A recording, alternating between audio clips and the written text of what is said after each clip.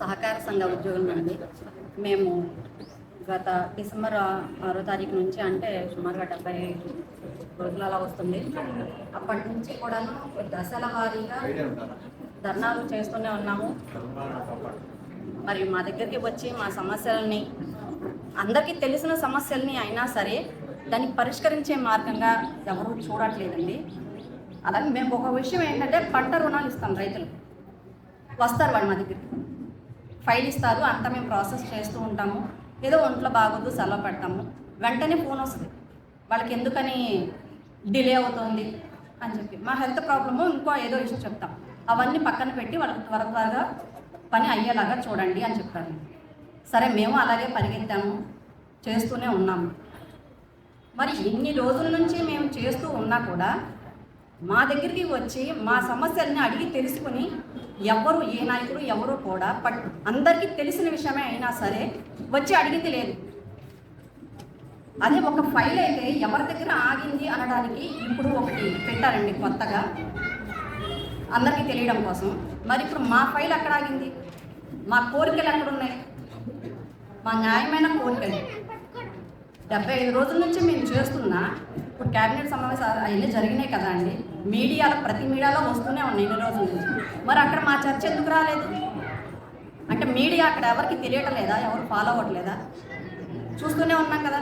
మరి మా సమస్యలు మేము సహకార సంఘాలు సహాయం చేస్తూ ఉంటే మాకు సహాయం చేయడానికి ఎవరూ ముందుకు రావడం లేదు. మరి మేము అంటే అంత చులకనగా ఉంది. ఇప్పుడు సుమారుగా 2000 సహకార సంఘాల్లో 8000 నుంచి 9000 వరకు కూడా ఉన్నామండి.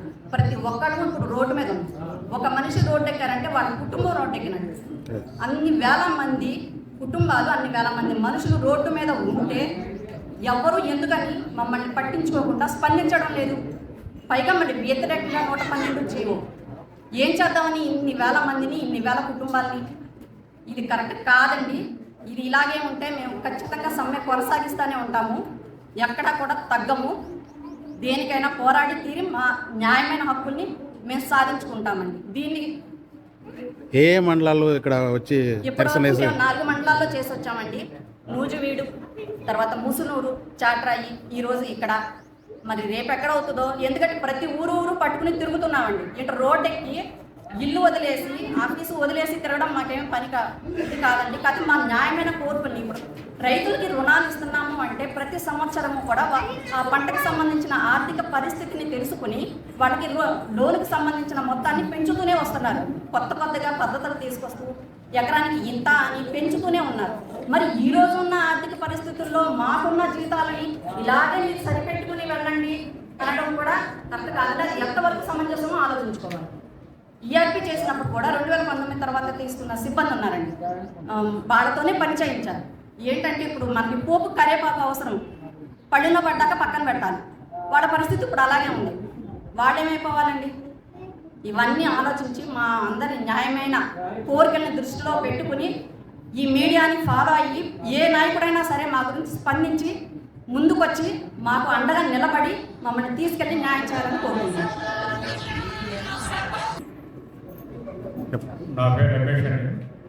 ఇక్కడ ప్రాథమిక వ్యవసాయ సహకార పరపతి సంఘాల స్టాఫ్ అంతా కూడా ఈరోజు 83వ రోజు దీక్ష. సహకార సంఘాల స్టాఫ్ యొక్క న్యాయమైన కోరిక కోసం మేము ఇక్కడ 4 మండలాలు కలిసి ఆగిరిపల్లి కేడీసీ బ్రాంచ్ నందు ఇక్కడ మేము ఈరోజు ధర్నా కార్యక్రమం నిర్వహించాం. చాట్రాయి, ముసునూరు, నూజివీడు, ఆగిరిపల్లి కలిసి ఇక్కడ చేస్తున్నామండి. మా యొక్క సమ్మెకి నిమ్మగడ్డ నరసింహ, భారత కమ్యూనిస్ట్ పార్టీ నూజివీడు నియోజకవర్గ కార్యదర్శి. గత 6 రోజులుగా నిరవధిక సమ్మె చేస్తున్న పిఎస్ఎస్ ఉద్యోగస్తుల సమస్యల పట్ల ఈ రాష్ట్ర ప్రభుత్వం చాలా మొండిగా మూర్ఖంగా వ్యవహరిస్తూ ఉన్నది. ఈ రోజున వారు అడుగుతున్న గొంతమ్మ కోరికలేం కాదు. గతంలో ఇదే చంద్రబాబు నాయుడు గారు ముఖ్యమంత్రిగా ఉన్నప్పుడు ఇచ్చిన 36 జీవోను అమలు చేయమని చెప్పి అంటూ ఉన్నారు.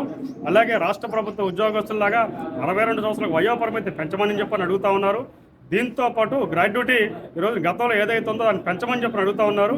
దీంతో పాటు వీళ్ళు అడుగుతున్న 2019 నుంచి 24 వరకు జాయిన్ అయిన యంగ్స్టర్స్ ఎవరైతే ఉన్నారో వాళ్ళందరినీ రెగ్యులర్ చేయమంటున్నారు. దీనిపైన రాష్ట్ర ప్రభుత్వానికి ఎలాంటి ఆర్థిక భారం పడదు.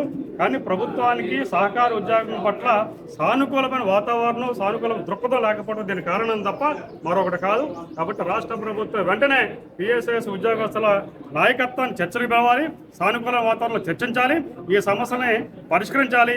లేని పక్షంలో వీరు చేస్తున్న న్యాయమైన పోరాటానికి భారత కమ్యూనిస్ట్ పార్టీ సిపిఐ సంపూర్ణ మద్దతు తెలియజేసుకుంటూ రానున్న కాలంలో వీధి పోరాటాలు కూడా వెనకడికి వేయని చెప్పని ఈ ప్రభుత్వాన్ని హెచ్చరిస్తా ఉన్నాను. గత 6 రోజుల నుంచి సహకార రంగంలో పనిచేస్తున్న ఉద్యోగస్తులంతా కూడా న్యాయమైన డిమాండ్లు పరిష్కారం చేయాలని మొత్తం అన్ని మండల కేంద్రాల్లో కూడా ఈ నిరాధ్యక్షలు చేస్తారు. ఇప్పటికే అనేక సందర్భాల్లో వాళ్ళ యొక్క తమ న్యాయమైన డిమాండ్లు పరిష్కారం చేయాలని రాష్ట్ర ప్రభుత్వం దృష్టికి, అధికారుల దృష్టికి తీసుకెళ్ళినప్పుడు కూడా సమస్యలు పరిష్కారం చేయకుండా కాలయాపన చేస్తూ ఉన్నారు. రెండోది, ఈరోజు సహకార ఉద్యోగస్తులు ఏదైతే సమస్యలు ఉన్నాయో ఈ న్యాయమైన డిమాండ్లు వాటిని పరిష్కారం చేయాల్సిన బాధ్యత ఈ రాష్ట్ర ప్రభుత్వం మీద ఉంది. ఆర్థిక అంశాల్లో కూడా ఈరోజు రాష్ట్ర ప్రభుత్వ బడ్జెట్ అనేది ఎటువంటి ఇబ్బంది లేదు, ఎందుకంటే వాళ్ళ సహకార రంగం నుంచే రీచ్ అవడానికి అవకాశం ఉంది. మరి అటువంటి సందర్భంలో రాష్ట్ర ప్రభుత్వం కాలయాపన చేయడం అనేది సరైనది కాదని ఈరోజు సిపిఎం పార్టీగా మేము భావిస్తూ ఉన్నాం. వెంటనే రాష్ట్ర ప్రభుత్వం కలగజేసుకుని ఏదైతే గతంలో 2014 నుంచి 19 ముందు ఈ రాష్ట్రంలో ముఖ్యమంత్రిగా ఉన్నటువంటి చంద్రబాబు గారి నాయకత్వంలోనే 36 జీవో ఇచ్చారు. ఆ జీవోని అమలు చేసి అట్లాగే 62 సంవత్సరాలు అనేది ఈరోజు రాష్ట్ర ప్రభుత్వ ఉద్యోగులుగా అందరూ కూడా పెంచుతూ ఉన్నారు. కాబట్టి సహకార రంగంలో కూడా పనిచేస్తున్న ఉద్యోగస్తులు కూడా 62 సంవత్సరాలు పెంచాలి. అట్లాగే రాష్ట్ర ప్రభుత్వ ఉద్యోగులకు ఎటువంటి ఫెసిలిటీస్ కల్పిస్తూ ఉన్నారో సహకార రంగంలో కూడా పనిచేస్తున్న ఉద్యోగస్తులకి అటువంటి సదుపాయాలు కూడా కల్పించాలని మేము డిమాండ్ చేస్తున్నాం.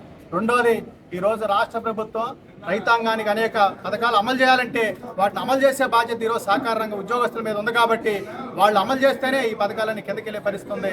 రైతాంగాన్ని అనేక ఇబ్బందులు ఉన్నారు. ఇటువంటి సందర్భంలో వాళ్ళు సమ్మె చేస్తూ ఉన్నారంటే రాష్ట్ర ప్రభుత్వమే కావాలనే ఒక పథకం ప్రకారం వీళ్ళ సమ్మెలో దించిన పరిస్థితి ఉంది. అందుకోసం రాష్ట్ర ప్రభుత్వం వెంటనే కలగజేసుకుని అటు రైతాంగానికి ఇబ్బంది లేకుండా ఇటు సహకార సంఘ ఉద్యోగస్తులు ఏదైతే న్యాయమైన డిమాండ్లు ఉన్నాయో వాటిని పరిష్కారం చేసి వెంటనే ఈ సమ్మెను నిర్వహింపజేయాలనేది సిపిఎం పార్టీగా మేము రాష్ట్ర ప్రభుత్వం డిమాండ్ చేస్తాం. సిపిఎం రాష్ట్ర నాయకులు, జిల్లా నాయకులు, అలాగే బ్యాంక్ డీసీపీ బ్యాంక్ సిబ్బంది కూడా, మేనేజర్స్, చీఫ్ మేనేజర్స్ అందరూ కూడా మాకు సంఘీభావంగా ఈరోజు ఈ బ్రాంచ్ నందు మాకు తెలియపరిచారు. మా యొక్క సమస్యలు గవర్నమెంట్ మీద ఎలాంటి బడ్జెట్ కాదు, భారం కాదు. మేము యంత్రాల గురించి కూడా ఇదే మాట చెప్తున్నాం. మాకు బడ్జెట్లో ఇంత ఫండ్ అని ఎలిగేషన్ అవసరం, మా దగ్గరే ఉన్న ఫండ్ కూడా ఆ ఫండ్నే ఈ న్యాయమైన కోరికలో మాకు ఇవని జీతాల రూపంలో మాకు పెంచమని చెప్తున్నాం. పిఆర్సీ ఒకటండి. అలాగే డ్యూటీ బదులు జీతాలు తీసుకుంటే ఏ డిపార్ట్మెంట్కి డ్యూటీ ఉందండి? ఒక కోఆపరేటివ్ సహకార వ్యవస్థలో డ్యూటీ బదులు ఉన్నాయి. ఏ వ్యవస్థలో ఏ డిపార్ట్మెంట్ లేవండి. ఒక్కసారి జీతం ఇచ్చినాక ఆ జీతం తిరిగి కట్టే విధానం ఎక్కడ ఉందండి? ఎక్కడా లేదు. ఒక సహకార వ్యవస్థలోనే ఉంది. ఆ డ్యూటీ పొద్దుల్ని తీసేయాలి. అలాగే 2019 తర్వాత జాయిన్ అయిన కంప్యూటర్స్లో భాగంగా వాళ్ళు చాలా రేతులంగా పగడానికి కష్టపడి కంప్యూటర్స్ చేశారు. వాళ్ళని కంటిన్యూ చేయమని రెగ్యులేషన్ చేయమని మేము కోరుతున్నాం. అలాగే మా పిఆర్సీ, అలాగే గవర్నమెంట్ ఎంప్లాయీస్కి ఏ విధంగా అయితే ప్రభుత్వం ఇచ్చిందో 62 సంవత్సరాలు అదే మేము కోరుతాం తప్ప మేము ఎక్కువ అడగలేదు. వాళ్ళకి ఇచ్చిన విధానంగానే ఈ 62 సంవత్సరాలు మాకు వయో పరిమితిని పెంచమని మేము కోరుకుంటున్నాం. ఇదండి మా సమస్యల మెయిన్ ఎజెండా. వీటిని ప్రభుత్వం ముందుకు తీసుకెళ్ళి మా యొక్క సమ్మెకి పరిష్కారం చూపాలని మా నాయకులందరూ కూడా మా జేఏసీ తరఫున మా రాష్ట్ర నాయకులు దీనికి మద్దతుగా నిలిచారు. వారికి మేము సంఘీభావంగా ఇంకా ఈ సమ్మెను ఇలాగే కొనసాగిస్తాం. మా యొక్క సమస్య తీరు వరకు కూడా సమ్మె అనేది ఆగే ప్రసక్తి లేదండి. ఇది మా నిర్ణయం. మా జేఏసీ నాయకులు కట్టుబడి మేము ఉండాలని చెప్పేసి సభాముఖంగా మీ అందరూ తెలియపడుతున్నాం. మేము సహకార సంఘంలో పనిచేసినటువంటి సిబ్బంది అయిన మాకు కనీసమైన జీతం లేక మరి 24 గంటలు కూడా రైతు క్షేమం గురించి పోరాడే మేము మా సంఘాలలో పనిచేస్తూ మరి ప్రభుత్వానికి ఎలాంటి భారం పడకపోయినా మా సమస్యలు తీర్చకుండా మమ్మల్ని రెచ్చగొట్టే విధంగా జీవో ఇచ్చి మీకు పేమెంట్ చేయమన్నట్టుగా వ్యవహరిస్తుంది. ఇది లేని పరిస్థితుల్లో మేము గత 70 రోజుల నుంచి సమ్మె చేస్తున్నాం. నోటీస్ ఇచ్చాం. మరి వివిధ రూపాల్లో వంట వార్పు కార్యక్రమం, మరి దశల వారీగా ఆందోళన కార్యక్రమం చేపట్టాం. శాంతియుతంగా చేస్తున్నటువంటి మా సమ్మెకు ప్రభుత్వం ఎలాంటి స్పందన లేదు. విధి లేని పరిస్థితుల్లో కూడా మేము ఈ సమ్మె చేయవలసిన పరిస్థితి వచ్చింది. ఇవాళ రైతాంగం అంతా కూడా ఇబ్బంది పడుతున్నారు. మా ఆక్రందన వినే నాదుడు లేకుండా పోయాడు. కాబట్టి గత్యంతరం లేని పరిస్థితిలోనే మేము ఈ సమ్మెకు 25 సమ్మెకు పిలిపించాం. ఈరోజు 6వ రోజు సమ్మె. మేమంతా కూడా ఉద్యోగస్తులందరూ రోడ్లు పడే పరిస్థితి వచ్చింది. మా జీవితాలు ఏమైందో మాకే తెలియని పరిస్థితి ఏర్పడింది. ఇవాళ మళ్ళీ మాకు వ్యతిరేకంగా మళ్ళీ ఛార్జ్ చెప్పమని జిల్లా కేంద్ర సహకార బ్యాంకు సూపర్వైజర్ని నియమించాలనేది ప్రభుత్వం ఇంకా రెచ్చగొట్టే విధంగా వ్యవహరిస్తుందని మేము భావిస్తున్నాం. కాబట్టి ప్రభుత్వం వెంటనే జోక్యం చేసుకుని మా యొక్క సమస్యలు, మేమేం పెద్ద పెద్ద కోరికలు అడగట్లేదు, మేము అడిగే చిన్న సమస్యలు, మేము చిన్న జీతకాలం, మరి మా యొక్క జీతభత్యాలు ఇవ్వమని, ప్రభుత్వ ఉద్యోగం మాదిరిగా 62 సంవత్సరాల వయోపరిమితి పెంచమని, మరి ఇట్లాంటి కోరికలు, మరి 6 సంవత్సరాల నుంచి పనిచేస్తున్నటువంటి ఉద్యోగిని తీసేస్తే సంఘంలో మరి ఆ పరిస్థితి ఏమైపోవాలి? వాళ్ళందరినీ కూడా రెగ్యులర్ చేయాలని మేము ఈ పోరాటం చేస్తున్నాం. ఈ పోరాటం వెంటనే ప్రభుత్వం గుర్తించి మాకు ఒక సమస్యను తీర్చాలని మీ పత్రికాముఖంగా తెలియజేస్తున్నాం. లేదంటే భవిష్యత్తులో ఇంకా మేము రిలే నిరహార దీక్షలు అయిపోయి ఆమరణ నిరహార దీక్ష కూడా మేము సిద్ధంగా ఉన్నామని ఈ పత్రికాముఖంగా తెలియజేస్తున్నాం. Thank you. నియోజకవర్గ స్థాయిగా మీరు ఇక్కడ నిరసన చేస్తున్నారండి? అవునండి. దేని గురించి చేస్తున్నారండి? మేము సహకార సంఘ ఉద్యోగస్తుల డిమాండ్స్ అండి. ఒకటి మా న్యాయమైన కోరికలు అండి. ఒకటి జీవో నెంబర్ 36 అది అమలుపరచాలండి. అది జీవో నెంబర్ 36 ఆ రోజు నారా చంద్రబాబు గారి టైంలో 2019లో ఆ గవర్నమెంట్లో వచ్చిందండి. కానీ అది పూర్తిగా ఇంప్లిమెంటేషన్ చేయలేదండి. ఆ జీవో నెంబర్ 36 సవరణ చేసి ఇంప్లిమెంటేషన్ చేయాలని ఒకటి.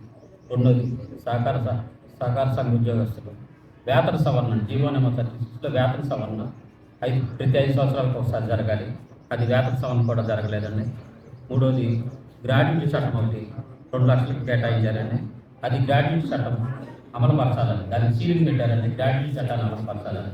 మూడోది మన ఉద్యోగస్తులు 65 సంవత్సరాల నుంచి 62 సంవత్సరాల వరకు, అలాగే 2019 నుంచి 24 వరకు రెగ్యులర్ చేయాల్సిన ఉద్యోగస్తులు ఉన్నారండి. వాళ్ళని రెగ్యులర్ చేయాలండి. మన సెంట్రల్ గవర్నమెంట్ ఎంతో ప్రతిష్టాత్మకంగా చేసిన కార్యక్రమానికి ఆ ఉద్యోగస్తులు కంప్యూటరీకరణ, సొసైటీ కంప్యూటరీకరణకి ఎంతో రేయింబగలు, ఎంతో చెమట వచ్చి కష్టపడి వాళ్ళు కంప్యూటరీకరణని ఆంధ్రప్రదేశ్లో, మన ఇండియాలో మొట్టమొదటిసారిగా కంప్యూటరీకరణ కోఆపరేటివ్ వాళ్ళు చేయడంలో వాళ్ళకి ముందడుగు ఉందండి. వాళ్ళని ఈ రోజున ఆర్సిఎస్ కమిషనర్ గారు తీసేయాలంటున్నారు. వాళ్ళని రెగ్యులేట్ చేయాలని అదొక పోరాటం అండి. అది డ్యూ టు శాలరీస్ అండి. మేము తీసుకున్న జీతాలను గ్రాస్ ప్రాఫిట్ 30% లేదని అడ్డగోలు చట్టాలు పెట్టి మనం తీసుకున్న జీతాలు మళ్ళీ అది చెల్లించాల్సిందిగా ఆడిట్ రిపోర్ట్లో పెట్టి అడ్డగోలు చట్టాలు పెట్టి ఆ జీతాలని తిరిగి చెల్లించాలనండి. ఈ మా ప్రధానమైన డిమాండ్స్ అండి. ఈ గవర్నమెంట్ ఈ డిమాండ్స్లో దేనికి స్పందించలేదండి. ఆర్సిఎస్ కమిషనర్ గారు ఆ గవర్నమెంట్ సైడ్ అడ్డుపడిపోతున్నారండి. దానివల్ల మేము సహకార సంఘ ఉద్యోగాలు గత 6 రూపాయల నుంచి వివిధ రూపాయల్లో చేస్తున్నామండి. అయినా సరే ఇప్పుడు గవర్నమెంట్ కూడా స్పందించలేదండి. ఆర్సిఎస్ కమిషనర్ కూడా మా రాష్ట్ర సహకార సంఘ ఉద్యోగస్తుల్ని చేసి వాళ్ళని పిలిపించి కనీసం అపాయింట్మెంట్ కూడా పిలవకుండా, కనీసం మనుషులుగా కూడా గుర్తించకుండా చాలా అరాచకంగా చూశారండి. దానివల్ల ఈ కాన్ఫ్లిక్ట్ పొజిషన్లో మేము నిరవధిక సమ్మె, డైలీ సమ్మెకి మేము సిద్ధపడిపోయామండి. అందువల్ల మేము ఈ సమ్మెకు ఇప్పుడు వరకు ఇలా చేస్తున్నామండి. ఇదండి మా థ్యాంక్ యూ.